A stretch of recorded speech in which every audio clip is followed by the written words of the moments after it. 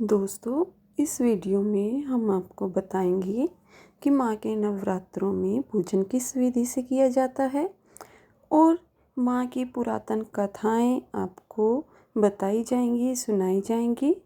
तो आइए सुनते हैं सबसे पहले माँ शैलपुत्री की कथा। शैलपुत्री, इसका अर्थ है पहाड़ों की पुत्री। माँ दुर्गा को सर्वप्रथम शैलपुत्री के रूप में पूजा जाता है। पर्वतराज हिमालय के घर देवी ने पुत्री के रूप में जन्म लिया और इसी कारण इनका नाम शैलपुत्री पड़ा। प्रकृति का प्रतीक माँ शैलपुत्री जीवन के प्रत्येक क्षेत्र में सफलता का सर्वोच्च शिखर प्रदान करती हैं। शैलपुत्री के दाएं हाथ में त्रिशूल और बाएं हाथ में कमल का फूल रहता है तथा इनका वाहन वृषभ बैल है। माँ के इस रूप को लाल और सफ़ेद रंग की वस्तुएं पसंद होने के कारण इस दिन लाल और सफ़ेद पुष्प एवं सिंदूर अर्पित करें और दूध की मिठाई का भोग लगाएं। माँ शैलपुत्री का पूजन घर के सभी सदस्य के रोगों को दूर करता है एवं घर से दरिद्रता को मिटा संपन्नता को लाता है। माँ शैलपुत्री की कथा।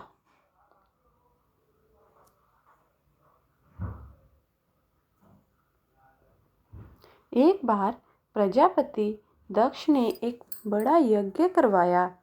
उसमें उन्होंने सारे देवताओं को यज्ञ में अपना अपना भाग लेने के लिए निमंत्रित किया, परंतु शिवजी को उन्होंने निमंत्रित नहीं किया। जब नारद जी ने माता सती को ये यज्ञ की बात बताई, तब माँ सती का मन वहाँ जाने के लिए बेचैन हो गया। उन्होंने शिवजी को यह बात बताई, तब शिवजी ने कहा, प्रजापति दक्ष किसी बात से हमसे नाराज़ हो गए हैं, इसलिए उन्होंने हमें जानबूझकर नहीं बुलाया, तो ऐसे में तुम्हारा वहाँ जाना ठीक नहीं है। यह सुनकर माँ सती का मन शांत नहीं हुआ। उनका प्रबल आग्रह देखकर शिवजी ने उन्हें वहाँ जाने की अनुमति दे दी। जब माँ सती वहाँ पहुँची तो उन्होंने देखा कि कोई भी वहाँ पर उनसे ठीक से या प्रेम से व्यवहार नहीं कर रहा था। केवल उनकी माता ही उनसे प्रेम पूर्वक बात कर रही थी।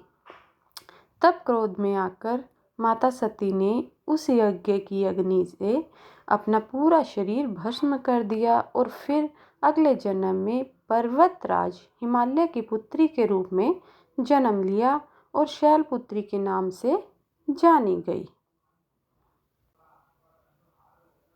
जय माता की। अब हम सुनते हैं माँ ब्रह्मचारिणी की कथा। ब्रह्मचारिणी, ब्रह्म का अर्थ है तपस्या और चारिणी यानी आचरण करने वाली। इस प्रकार ब्रह्मचारिणी का अर्थ हुआ तप का आचरण करने वाली। ब्रह्मचारिणी माता दाहिने हाथ में जप की माला एवं बाएं हाथ में कुमंडल रहता है। नवरात्र पर्व के दूसरे दिन माँ ब्रह्मचारिणी की पूजा अर्चना की जाती है। वह साधक इस दिन अपने मन को माँ के चरणों में लगाते हैं। माँ दुर्गा जी का यह दूसरा स्वरूप भक्तों और सिद्धों को अनंत फल देने वाला है। इनकी उपासना से मनुष्य में तप, त्याग, वैराग्य, सदाचार, संयम की वृद्धि होती है। जीवन के कठिन संघर्षों में भी उसका मन कर्तव्य पथ से विचलित नहीं होता। ऐसी परंपरा है कि इस दिन ऐसी कन्याओं का पूजन किया जाता है जिनका विवाह तय हो गया है लेकिन अभी शादी नहीं हुई है। ऐसी कन्याओं का पूजन के पश्चात भोजन कराकर वस्त्र, पात्र आदि भेंट कर माँ ब्रह्मचारिणी को प्रसन्न किया जाता है। ब्रह्मचारिणी माँ की कथा। जब शैलपुत्री बड़ी हुई तब नारद जी ने उन्हें बताया कि अगर वह तपस्या के मार्ग पर चलेंगी तो उन्हें उनके पूर्व जन्म के पति शिवजी ही वर के रूप में प्राप्त होंगे। शिवजी ही वर के रूप में प्राप्त करने के लिए उन्होंने कठोर तपस्या की, तब उन्हें ब्रह्मचारिणी नाम दिया गया। उन्होंने कई वर्ष केवल फल फूल ही खाए, जमीन पर सोई, यहाँ तक कि कई वर्षों तक कठिन उपवास रखे और खुले आसमान के नीचे सर्दी, गर्मी और घोर कष्ट सही। यह देखकर सारे देवता प्रसन्न हो गए और उन्होंने पार्वती जी को बोला कि इतनी कठोर तपस्या केवल वही कर सकती हैं, इसलिए उनको भगवान शिव जी ही पति के रूप में प्राप्त होंगे। तो अब वह घर जाए और तपस्या छोड़ दे। माता की मनोकामना पूर्ण हुई और भगवान शिव ने उन्हें पत्नी के रूप में स्वीकार किया। जय माता की। अब हम सुनते हैं माँ चंद्रघंटा की कहानी, कथा और पूजन की विधि। चंद्रघंटा का अर्थ है चांद की तरह चमकने वाली।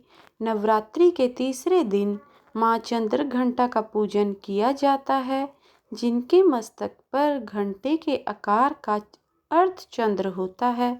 चंद्रघंटा माँ के 10 हाथ हैं, जिनमें कमल का फूल, कमंडल, त्रिशूल, गदा, तलवार, धनुष और बाण है। एक हाथ आशीर्वाद तो दूसरा अभय मुद्रा में रहता है। शेष बचा एक हाथ वे अपने हृदय पर रखती हैं। माता का यह प्रतीक रत्न जड़ित आभूषणों से सुशोभित है और गले में सफेद फूलों की माला शोभित है। इन देवी का वाहन बाघ है। माता का घंटा असुरों को भय प्रदान करने वाला होता है और वहीं इससे भक्तों को संसारिक कष्टों से मुक्ति मिलती है। माता का यह स्वरूप हमारे मन को नियंत्रित रखता है। माँ चंद्रघंटा की कथा। देवताओं और असुरों के बीच लंबे समय तक युद्ध चला। महिषासुर असुरों का राजा था और इंद्र देवताओं की। महिषासुर ने देवताओं पर विजय प्राप्त कर इंद्र का सिंहासन हासिल कर लिया और स्वर्गलोक पर राज करने लगा। इससे सभी देवतागण परेशान हो गए और इस समस्या से निकलने का उपाय जानने के लिए त्रिदेव ब्रह्मा, विष्णु और महेश के पास गए। देवताओं ने बताया कि महिषासुर ने इंद्र और अन्य देवताओं के सभी अधिकार छीन लिए हैं और उन्हें बंधक बनाकर स्वयं स्वर्गलोक का राजा बन गया है। देवताओं ने बताया कि महिषासुर के अत्याचारण के कारण अब देवता पृथ्वी पर विचरण कर रहे हैं और स्वर्ग में उनके लिए स्थान नहीं है। यह सुनकर ब्रह्मा, विष्णु और भगवान शंकर को क्रोध आया। क्रोध के कारण तीनों के मुख से ऊर्जा उत्पन्न हुई। देवगणों के शरीर से निकली ऊर्जा भी ऊर्जा में जाकर मिल गई। यह दशों दिशाओं में व्याप्त होने लगी। तभी वहां एक देवी का अवतरण हुआ। भगवान शंकर ने देवी को त्रिशूल और भगवान विष्णु ने चक्र प्रदान किया। इस प्रकार अन्य देवी देवताओं ने भी माता के हाथों में अस्त्र शस्त्र सजा दिए। इंद्र ने भी अपना व्रज और ऐरावत हाथी से उतरकर एक घंटा दिया। सूर्य ने अपना तेज और तलवार दिया और सवारी के लिए शेर दिया। देवी अब महिषासुर से युद्ध के लिए पूरी तरह से तैयार थी। उनका विशालकाय रूप देखकर महिषासुर यह समझ गया कि अब उसका काल आ गया है। महिषासुर ने अपनी सेना को देवी पर हमला करने को कहा।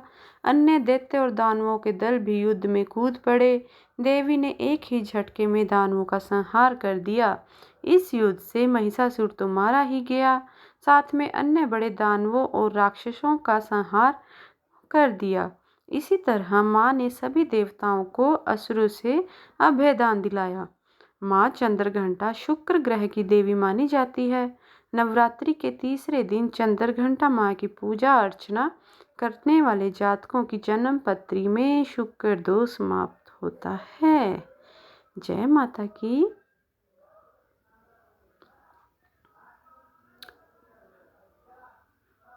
अब हम सुनते हैं माँ कुष्मांडा की कथा। आइए सुनते हैं।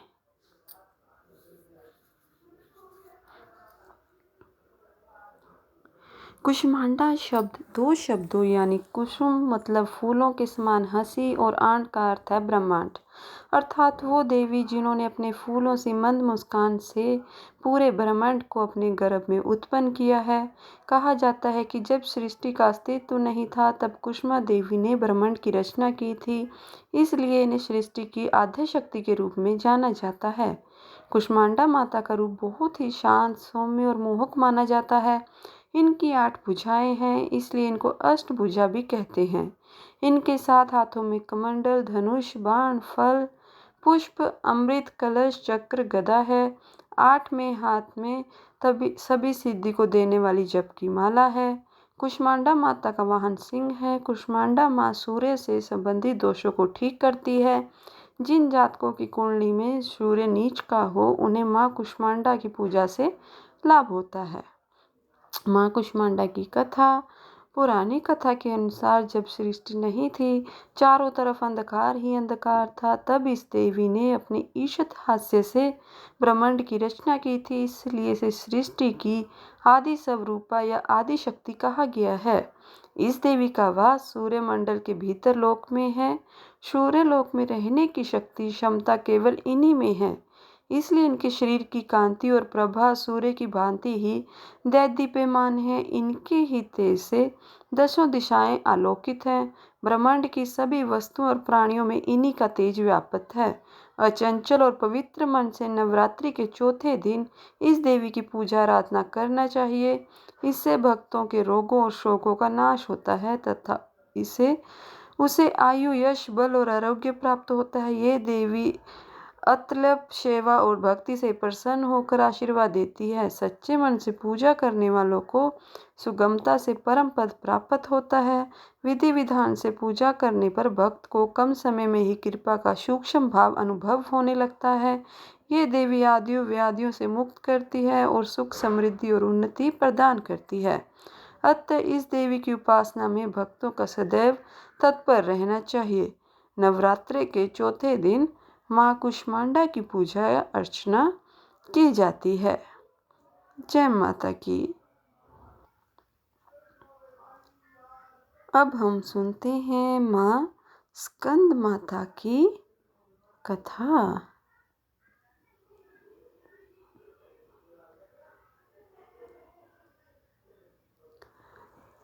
स्कंद माता नाम 2 शब्दों से मिलकर बनता है, स्कंद और माता। स्कंद भगवान का कार्तिकेय का दूसरा नाम है। कार्तिकेय भगवान शिव और माता पार्वती के पुत्र हैं, इसलिए स्कंद माता का अर्थ है कार्तिकेय की माता। इनके विग्रह में भगवान स्कंद कुमार कार्तिकेय बाल रूप में इनकी गोद में विराजित हैं। इस देवी की 4 भुजाएं हैं। ये दाईं तरफ की ऊपर वाली भुजा से स्कंद को गोद में पकड़े हुए हैं। नीचे वाली भुजा में कमल का पुष्प है। बाईं तरफ ऊपर वाली भुजा में वरद मुद्रा में है और नीचे वाली भुजा में कमल पुष्प है। इनका वर्ण एकदम शुभ है। ये कमल के आसन पर विराजमान रहती हैं, इसलिए इन्हें पद्मासन भी कहा जाता है।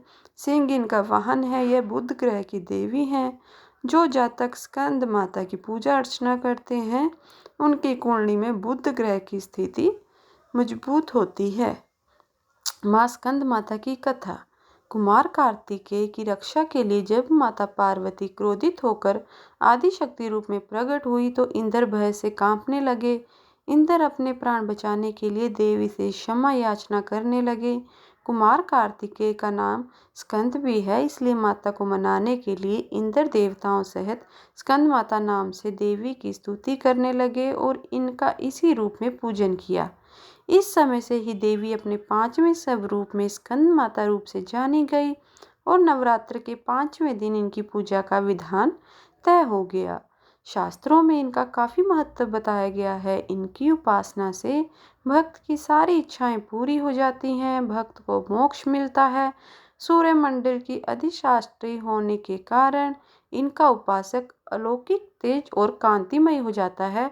अंत मन को एकाग्र रख और पवित्र रख इस देवी की आराधना करने वाले साधक या भक्त को भवसागर पार करने में कठिनाई नहीं आती। उनकी पूजा से मोक्ष का मार्ग सुलभ होता है। यह देवी विद्वानों और सेवकों को पैदा करने वाली देवी है, यानी चेतना का निर्माण करने वाली देवी है।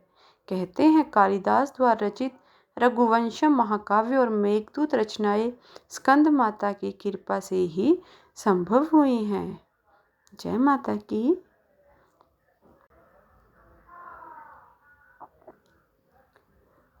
अब हम सुनते हैं माँ कात्यायनी की कथा।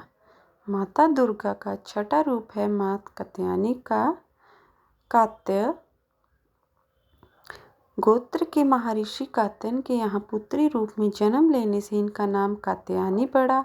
दिव्यता की अति गुप्त रहस्य एवं शुद्धता का प्रतीक यह देवी मनुष्य के आंतरिक सूक्ष्म जगत से नकारात्मकता का नाश कर सकारात्मकता प्रदान करती है। 4 भुजाओं वाली देवी के इस रूप का वर्ण सुनहरा और चमकीला है। रत्न आभूषण से अलंकृत देवी कात्यायनी का वाहन खूंखार सिंह है, जिसकी मुद्रा तुरंत झपट पड़ने वाली होती है। ऊपर वाली दाईं भुजा से माता की ऊपर वाली भुजा अभय मुद्रा में होती है तथा नीचे वाली वर मुद्रा में होती है।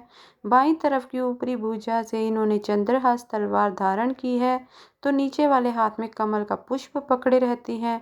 एकाग्रता से माता की पूजा करने वाले को धर्म, अर्थ, काम और मोक्ष की प्राप्ति होती है।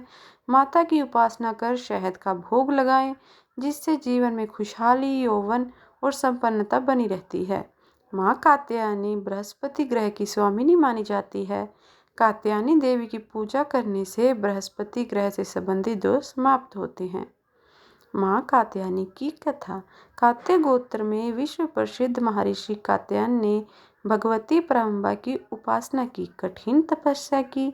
उनकी इच्छा थी कि उन्हें पुत्री प्राप्त हो।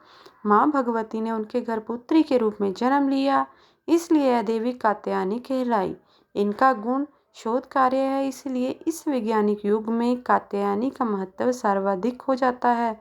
इनकी कृपा से ही सारे कार्य पूरे हो जाते हैं। ये वैद्यनाथ नामक स्थान पर प्रकट होकर पूजी गई।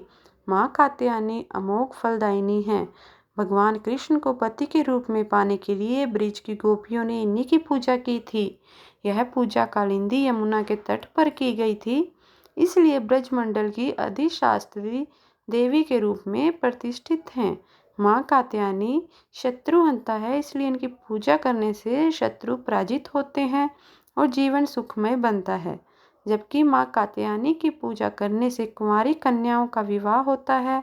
नवरात्रि के छठे दिन भगत का मन आग्नेय चक्र पर केंद्रित होना चाहिए। अगर भक्त खुद को पूरी तरह से माँ कात्यायनी को समर्पित कर दे तो माँ कात्यायनी उसे अपना असीम आशीर्वाद प्रदान करती हैं। जय माता की। भक्तों, अब हम सुनते हैं माँ कालरात्रि की कथा। कालरात्रि काल अर्थ मृत्यु होता है और रात्रि का अर्थ अंधकार होता है। इसका प्रकार कालरात्रि का अर्थ हुआ काल का नाश करने वाली, भय से मुक्ति प्रदान करने वाली देवी। कालरात्रि की पूजा हम नवरात्रि के 7वें दिन करते हैं।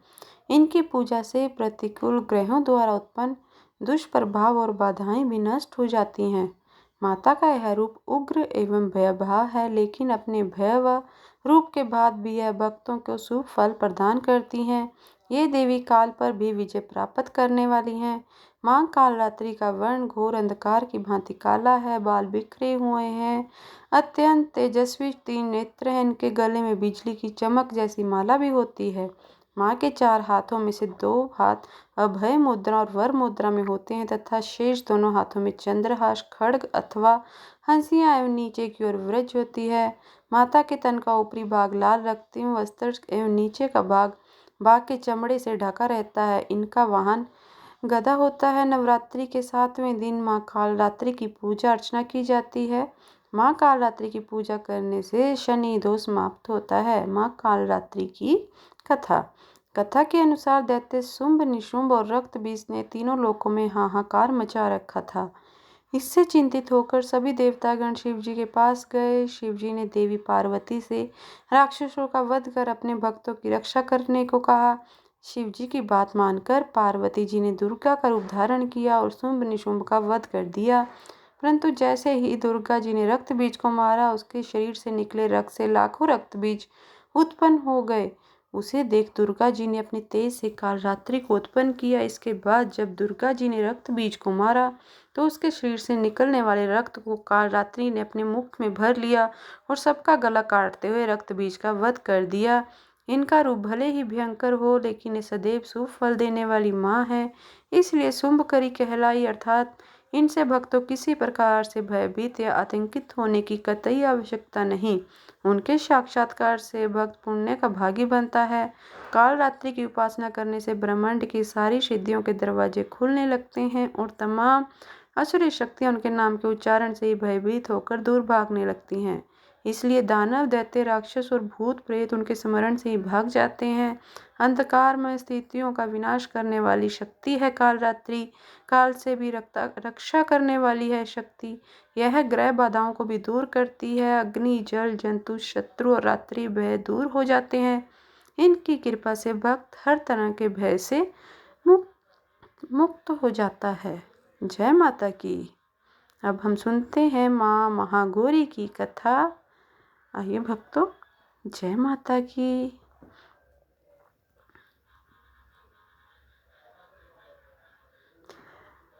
नवरात्रि में 8वें दिन महागौरी शक्ति की पूजा की जाती है। नाम से प्रकट है कि इनका रूप पूर्णतः गौर वर्ण है। इनकी उपमा शंख, चंद्र और कंद से फूल से दी गई है। अमोघ फलदायिनी है महागौरी। अष्ट वर्षा भवेद गौरी यानी इनकी आयु 8 साल की मानी गई है। इनके सभी आभूषण और वस्त्र सफ़ेद हैं, इसलिए इन्हें श्वेता वंबरा कहा गया है। 4 भुजाएं और वाहन वृषभ है, इसलिए वृषारूढ़ा भी कहा गया है इनको। इनके ऊपर वाला दाहिनी हाथ अभय मुद्रा है तथा नीचे वाला हाथ त्रिशूल धारण किया हुआ है। ऊपर वाले बाएं हाथ में डमरू धारण कर रखा है तथा नीचे वाले हाथ में वर मुद्रा है। जो जातक नवरात्रि के 8वें दिन माँ महागौरी की पूजा अर्चना करते हैं, उनकी जन्म पत्री का राहु दोष समाप्त हो जाता है।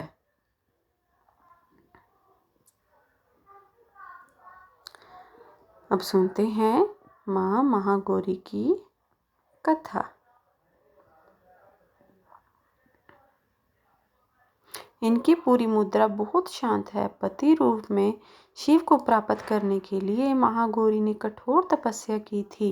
इसी वजह से इनका शरीर काला पड़ गया, लेकिन तपस्या से प्रसन्न होकर भगवान शिव ने इनके शरीर को गंगा के पवित्र जल से धोकर कांतिमय बना दिया।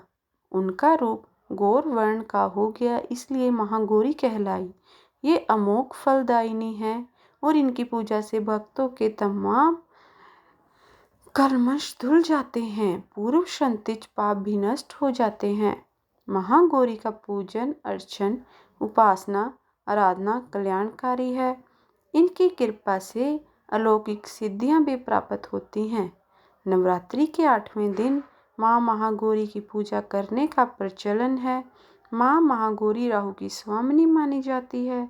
जो जातक नवरात्रि के 8वें दिन माँ महागौरी की पूजा अर्चना करते हैं, उनकी जन्म पत्री का राहु दोष समाप्त हो जाता है। जय माता की।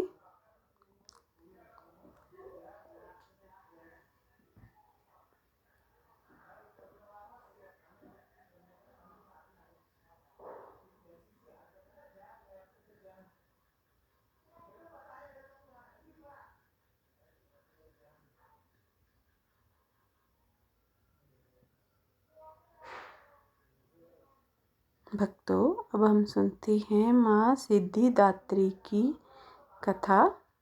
शुरू करते हैं। बोलिए जय माता की। सिद्धिदात्री, इसका अर्थ है सर्व सिद्धि देने वाली। माँ दुर्गा जी का 9वीं शक्ति को सिद्धिदात्री माता के रूप में पूजा जाता है। नवरात्रि के अंतिम दिन देवी सिद्धिदात्री की पूजा होती है। ये देवी सभी सिद्धियों को प्रदान करने वाली हैं। पुराणों में यह तक बताया गया है कि भगवान शिव को भी अपनी सिद्धियां इन देवी की पूजा से ही प्राप्त हुई थी। सिद्धिदात्री माता के कारण ही अर्धनारीश्वर का जन्म हुआ। इनका वाहन सिंह है। चतुर्भुज देवी के दाएं ओर के ऊपर वाले हाथ में गदा और नीचे वाले हाथ में चक्र रहता है। बाएं और ऊपर वाले हाथ में कमल का पुष्प एवं नीचे वाले हाथ में शंख रहता है। नवमी के दिन इनकी पूजा उपासना कर कन्या पूजन करना चाहिए, जिससे देवी सबसे अधिक प्रसन्न होती है। इनकी पूजा कर हलवा, चना, पूरी, खीर आदि का भोग लगाएं। जो जातक नवमी के दिन माँ सिद्धिदात्री की पूजा अर्चना करते हैं, उनके जीवन से केतु का दोष हट जाता है।